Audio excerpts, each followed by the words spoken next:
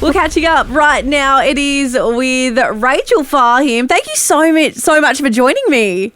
Oh, thanks for having me. Yeah, my absolute pleasure. Can you believe we're already in December? This year has absolutely flown by. It's going to be Christmas before we know it. How do you actually spend Christmas Day? What does Christmas Day kind of look like for you? Do you celebrate at all? Yeah, so we are very, busy this year. Lots of travelling between my partner's family in Adelaide and then my family here in Sydney. But most Christmases have kind of been, all in Sydney. So this one's going to be a little bit more hectic than most. I'm looking forward to it. I love Christmas. Yeah, Christmas is so fun. I love just something about a Christmas tree, with, the lights on it overnight. It's just a good vibe, isn't it? I know. Well, we've actually got a real Christmas tree this year, the one that smells really nice. Yeah, I've never had a real one. That's so good. Yeah, it changes the whole vibe. It's the best. Would recommend. Oh, I'm going to have to get myself one next year for sure. I'm sticking with the Kmart one at the moment. Yeah, that was me right up until last year. Yeah. I love it. Nothing wrong with a Kmart tree. You can dress it up. It's fine. Yeah. I don't smell the same, that's all. But what an absolute year you've had. Looking back for you, do you have any, standout highlights from this huge year that you've had?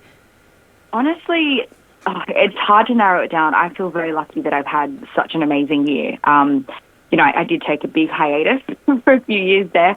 So to come back and be releasing music again and to have a number one currently on the Australian Airplay country radio charts and to kind of just be so accepted back into the community and for people to be resonating with my music, that's probably the biggest highlight for me. Yeah, absolutely huge. You've been so busy as well. You've been on tour with Pete Murray. You opened for Missy Higgins as well. What was that whole experience like? It was amazing. Being on the road, I was by myself for most of the drive on the Pete Murray tour, which was really tough, doing the whole load-in myself and then doing my own merch counts and then jumping up on stage and then driving for 10 hours the next day and then going to sleep. And it was just the amount of stuff that is just in the background that people don't realise. When you're by yourself, you're doing everything yourself. It's you don't have any extra hands to help with the admin. But it was amazing. It was such a great experience and I feel like I've definitely learned a lot from it. And then the Missy Higgins support spot, that was insane. Both Pete Murray and Missy Higgins, I've listened to them since I was a child. So it was quite a full circle moment for me. Yeah, how amazing is that? You mentioned just then too, 10 hours driving. You must have a pretty good driving playlist set up by now to listen to for that long in the car. Yeah, I love listening to podcasts when I'm driving. So, maybe I'll change it up sometimes with some music. But because I do music, I'm literally going to the show and I'm singing and then I'm listening to a whole bunch of music. And I think the drives, I'm like, I'm going to listen to my little, podcast. I listen to Hamish and Andy. I listen to, there's one called My Favourite Murder. It's a little crime comedy. You have to listen to know what it is. I'm going to have a listen, yeah. It's really good. But my whole drive, every single day I was listening to podcasts and music and just changing it up, keeping it interesting. Yeah, get it in rotation, got it on a roster sort of thing, mix it up every now and then. I love that. Yeah. Well, some huge news this week as well. Officially announced you've claimed number one on the Australian Country Airplay chart with Too Damn Hot. How are you feeling? That is absolutely huge. Thank you. Honestly, it hasn't, it's sunk in, but it hasn't really hit me that, this is, happening. It feels so surreal.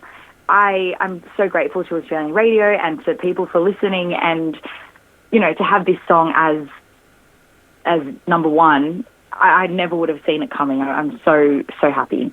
Everyone is clearly absolutely loving this one. You've also become the first Australian female artist and the second Australian artist to achieve number one this year. Did you, when you were writing, when you were writing this song, did you ever think, yeah, this is going to be into number one? Like, you know, you were getting those vibes as you were creating it, or this is kind of all just happened?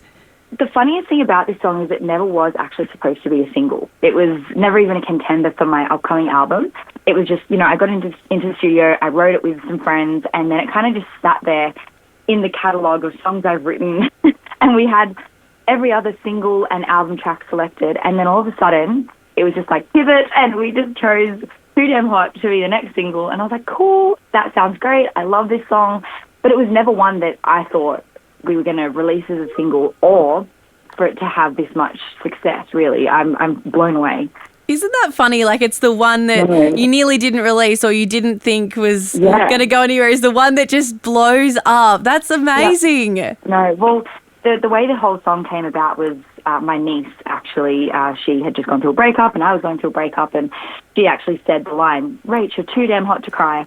And every, you know, Christmas and Easter and, like, every family event, she'd be like, "Rach, when's Too Damn Hot coming out?" Because I sent it to her because she was the inspiration. And I was like, oh, her name's Nikki. I was like, Nikki, I don't actually think it's going to come out. Like, so maybe, like, I'll ask, I'll push, but then, you know, it just, all of a sudden, it wasn't even something I suggested. It was just the team was like, yep, this is the next one. I was like, great, Nikki's going to be so happy. Oh, I love that. I love that for Nikki. And I love that it's like something that you two have kind of just had as a bit of a saying to each other. And it's just developed into this song that's taken off. That's such a great story.